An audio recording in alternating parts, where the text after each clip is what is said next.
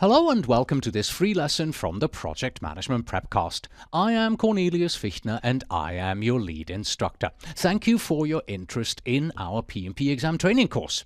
The PM Prepcast gives you the standout factor that you need to succeed on your PMP exam and makes the skills, knowledge, tools and techniques required for passing seem like second nature. You learn by watching video-based lessons to study what you need for your exam.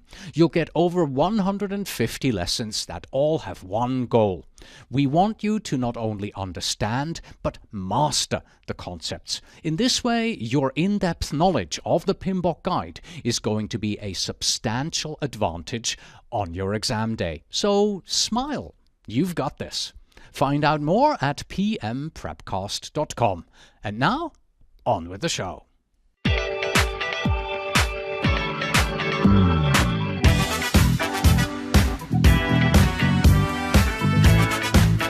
Hello and welcome to the Project Management Prepcast, where we have enabled over 45,000 project managers to study for their certification. I'm your instructor, Cornelius Fichtner. In this lesson, you'll get an overview of the role of the project manager.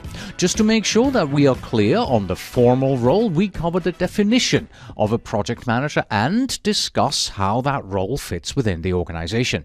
We also spend time talking about the importance of the project manager in carrying out effective communication, which is a large part of what we project managers do. We close by talking about the commitment a project manager must have to the profession. This lesson is brief, but important. If you would like to follow along in the PMBOK guide, please turn to pages 51 through 56. You can also find some useful information on stakeholders and project managers in part 2 of the guide in the standard for project management, which are on pages 550 through 552. The best place to start is with the definition. A project manager, or PM, is the person assigned by the performing organization to lead the team that is responsible for achieving the project objectives. That is who we are trying to be. If only it were that easy. When you read the PMBOK guide, you see that it likens the role of the project manager to a conductor of an orchestra. That's a very good analogy, but I prefer to bring it a little bit closer to home. Instead of an orchestra, I prefer the analogy of a project manager running a business, where you, the project manager, are the CEO or Chief Executive Officer. A project is like a mini business in many ways. It has tasks that need to be done and things it must deliver to customers and end users. It must buy or lease resources. It needs material, data, information or other resources, and to pay people to do the work. As projects build the deliverables, the process looks similar to an operations model. Projects must conform to regulations and standards. External governmental and standard bodies control how the products are built and how they perform in both situations. And projects have financial constraints that must be met in order to be successful. The one critical difference between businesses and projects is that projects must end. That is part of the definition of a project. Most businesses want to do just the opposite and continue to operate and grow. Looking more closely at the analogy, we find more similarities. If we place the CEO on the left and the project manager on the right to see how they are answerable to, what do you think we would find? Well, CEOs are answerable to a number of groups. These include investors, stockholders, a board of directors, customers, and owners, or some combination of all of these. Project managers are answerable to sponsors, stakeholders, customers, and end users, and maybe all of these parties at the same time. That sounds pretty similar. What about their responsibilities? CEOs are responsible for leading a company and are ultimately responsible for the company's performance. The CEO is responsible for getting the right employees, ensuring they get paid, have the right tools to do their job, and that employees have direction. In a business, CEOs need to ensure the company meets profit goals, and in non-profit organizations, they need to ensure that finances are in balance. CEOs need to coordinate sales, marketing, operations, finance, procurement, customers, and anyone else that deals with the company.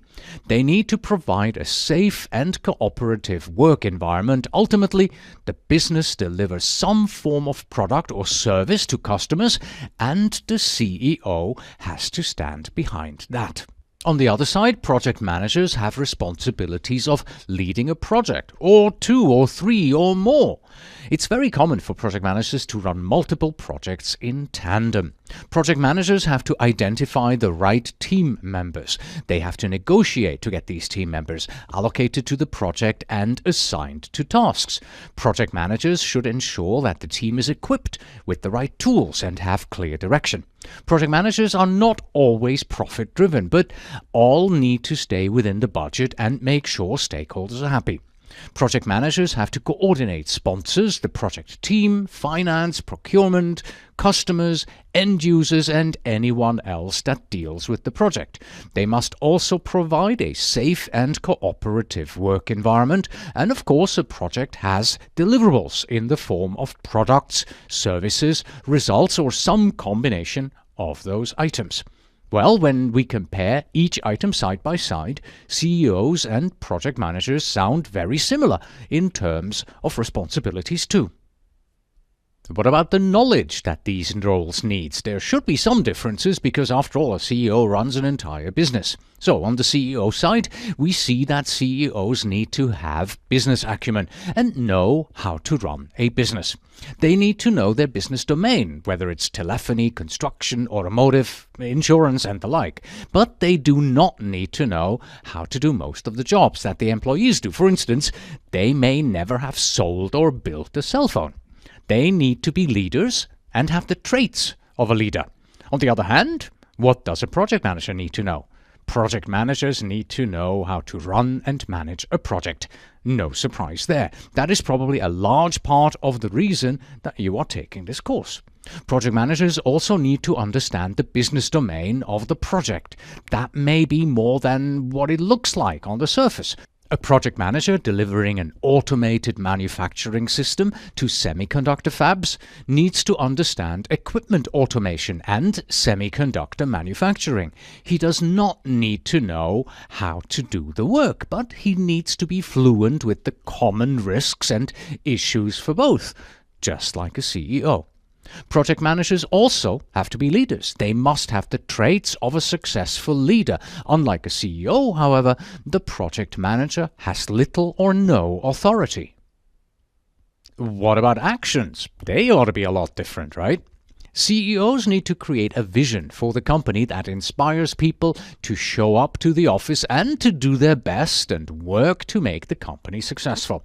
They need to lead, inspire, and motivate people. They also have to manage by giving direction and telling people what to do. And CEOs need to be problem solvers, make decisions, and resolve conflicts. When we turn to project managers, we see that they create a vision for achieving the project goals that inspire stakeholders and the project team to do their best work to make the project successful. They need to lead, inspire, and motivate the people working for them and the stakeholders that are affected by the project. They need to do that without having much, if any, authority. Of course, as the name implies, project managers have to do a lot more management tasks than executives, who are more leadership-focused. They have to manage scope, schedule, budgets, and risks, often in more detail than a CEO. Project managers are often taskmasters, ensuring people are doing the right work the right way. And project managers are on the front line of problem-solving, decision-making, and conflict resolution. Although the conductor analogy has merit, based on the similarities in the CEO and project manager's responsibilities, knowledge, and actions, the CEO analogy resonates very well for me. But there are also many things a CEO does that project managers do not do. There are two that make an enormous difference. Most CEOs have a commitment to the investors and stakeholders to grow the business. This may be measurable in revenue, profit, projects completed, or customer base. The goal, however, is usually growth. The second item I already mentioned, but it's worth repeating because of its importance, and that's that businesses usually want to last forever. Their plans are not to go out of business. The goals of a project manager differ from those of a CEO. Although project managers may help land new business, their goal is to limit the growth of the project and to ensure that the project completes its deliverables. Project managers want to achieve project objectives and complete tasks so they can ultimately complete and close the project. Unlike a business, all projects have a planned ending. Following that plan is considered, in most cases, a success. To do this, a project manager has to be well connected. If you were to map out the connections a project manager needs to do this work, it would look a lot like those of a CEO too. The project manager manages and leads the project team to meet the project objectives and stakeholder expectations. And quite often, the latter part of the statement is the struggle. There are dozens, maybe thousands of stakeholders that you may need to deal with. The project team may be just a few dozen people. You need to work with your project sponsor and help her see solutions where there only appear to be problems. It takes a leader to guide your customer towards more cost-effective solutions that meet their business needs. You need to work with and lead suppliers to a vision that is beneficial to them. You need to lead up and steer your organization's executives to the vision of your project plan to make them a reality. Leaders also ensure that end users adopt and use the project's output. You should also work with government agencies and regulators to see a vision of a better way. You need to coordinate with other projects that you may share deliverables or resources with as well. Resource managers who test your negotiating skill for a person's time and how much they cost. If one exists, you need to get the PMO to provide the support you need.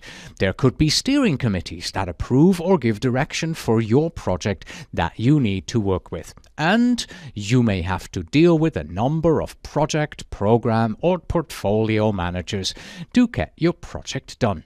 Your success is based on your ability to lead, communicate, and work with others. There is a saying that a project manager has only 3 priorities: communication, communication, and communication. Not just once, but it's ongoing. It should not be a deluge, since it is about quality, not just quantity. I know a guy, he does project rescue, and he once told me that he was on a project that failed, where the project manager swore up and down that he had communicated hundreds of times with everyone on the project. But when my friend talked to the stakeholders, they had a different story. Most said the project manager had talked to them once, at most twice. When my friend dug into it a little bit further, he found out that both stories were right. The project manager did have hundreds of meetings, but there were so many stakeholders that it took hundreds of meetings to talk to them all just once.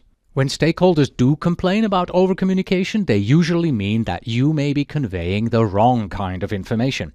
For example, providing overly detailed information to executives is considered improper communication, when in general they need summary information and potential solutions to an issue so that they can make decisions. The key is properly tailored communications. Communication comes in many forms. Some people like to read reports, some like graphs, others want to hear you talk about the status. So you need to be prepared to do all of them.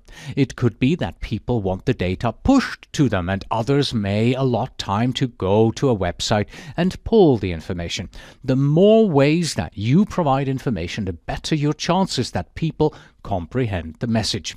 However, you need to have a communications management plan that everyone understands, and you need to be consistent about providing the information. The information needs to be in a format that the recipient can use. Executives like summaries and action items, while problem solvers need details. This could mean that you need multiple dashboards, classified by stakeholder. Your message needs to be concise and clear. Information with spurious data thrown in can be frustrating and misleading. Your communication must be unbiased. Report both the positive and negative. Slanting your communication either way misleads people on the status of your project. You should make it clear how people should react and respond. Executives should be clearly told when they need to make decisions. That communication should provide a list of options with their pros and cons. If people have questions, they should know who and how to ask. However, communication is not always formal. Often informal networks are very valuable in getting the right message to the proper person who can then take action. More than once I have used a liaison with a connection to an executive to deliver a message in a manner that gets me the results I need. Networks are critical. Those broad interactions for the project manager cause more than just communication needs. The interrelatedness of projects with all these groups means that you need to monitor the demands of the same resources on the project and across the organization. People in operations, say, have work they need to get done. Suddenly your project pops up along with one or two other projects. The folks in operations need to find time to help. I bet that before any of these projects came around, these resources were already working a full day. How can they get the time in to help you? Funding priorities can shift. Money is always an issue. Any number of corporate parameters can shift, such as revenue, sales, margins, investors, priorities, and your project changes. You must always remember that your project is not an island. In fact, there are often dependencies between projects. You may be dependent on the other project managers completing their deliverables to complete yours. For example, a friend managed a project to deploy software at a brand new yet to build facility. Their deployment schedule either had to accelerate or stall depending on the construction of the facility. All this means that your project goals and objectives need to be aligned with the organization's ever-changing goals and objectives. As pointed out in the previous example, the goal of the project was not to get done early unless the construction was ahead of schedule. Project managers may work towards greater and more effective application of project management principles. As a project manager, you may look towards improving interactions with sponsors, managers, and other stakeholders to ensure that people understand the value of project management and develop everyone's competency and capability, including your own. This requires continually seeking ways to increase and improve knowledge transfer by capturing explicit knowledge and working with others to share tacit knowledge. These actions alone promote the use of project management as a tool to address needs and resolve issues in the business. Lastly, you need to work to advance the effectiveness of a project or program management office if one exists. You may find yourself in two main structures as a project manager. If your organization has a functional structure, you may be reporting to a functional manager. But if the organization is project-oriented, runs a lot of projects, there may be a PMO that all project managers report into. There are less used structures, though, where project managers report into a sponsor or program group that is as temporary as the project itself. Education is essential to keep your skills current. In years past, business and technology did not change nearly as quickly as it does today. One did not need to constantly absorb massive amounts of data. Today, new product and technology development is so rapid that either could be obsolete before your project is done. Businesses see new markets and exploit niches at lightning speed. You do not have time to become an expert in any one before you need to move on to the next. You need to learn the standards that affect your industries, project management, quality, information security, accounting, and the like, to ease our load in one area so that you can focus on more troubled areas. Along with standards come the support tools to automate processes and improve efficiency. Just as business and technology changes, economic forces affect our business and therefore your projects. Understanding housing bubbles, electronics manufacturing cycles, and incoming regulations that affect sales help you judge the pressures on your project. You need to also track advances and trends in project management, as they can point to potential process improvement that can enhance sustainability and efficiency of your projects. Education is a two-way street, and as a project manager, you should be looking for ways of educating other project managers and professionals on what you have learned. This goes beyond what you are doing as part of your job and may even go beyond your industry or area of expertise. You should be looking to help advance project management by working at local, national, and global levels. It could be working with students in high school doing their senior project, attending a roundtable discussion, or presenting a successful technique at a national conference. You should participate in training and continuing education in project management, related fields like construction management, software development, organization change management, and the like, and even other professions such as law, aerospace, healthcare, government, non-profit, and so on. Before we go, a review question is in order. Here it is. Which of the following is not a function of the project manager? Is it A, communicating with stakeholders, B, lengthening the duration of the project as much as possible, C, educating others on project management, or is it D, learning about other disciplines? I'm sure you've already spotted the correct answer, but I'll give you the usual 10 seconds anyway to think about it. If you need more time, please do press pause.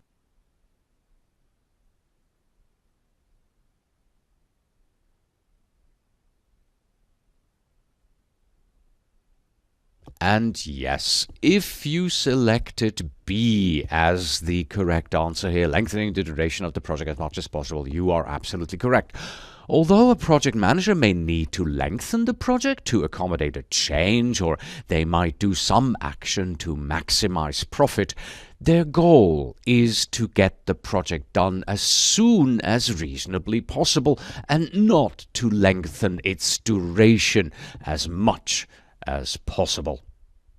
To close this lesson, we have our takeaways, and in this case, some are so huge you're going to need special equipment to haul them away. Project managers may need to cooperate with and coordinate numerous stakeholders with different roles, positions, and capabilities inside and outside the organizations.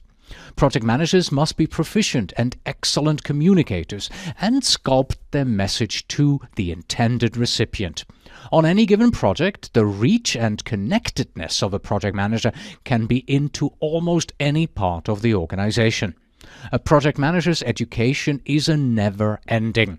It reaches beyond project management and needs to encompass business education, domain knowledge, and education on disciplines outside project management. That concludes the lesson on the role of the project manager, an exciting role with infinite possibilities that is central to how businesses advance. Until next time.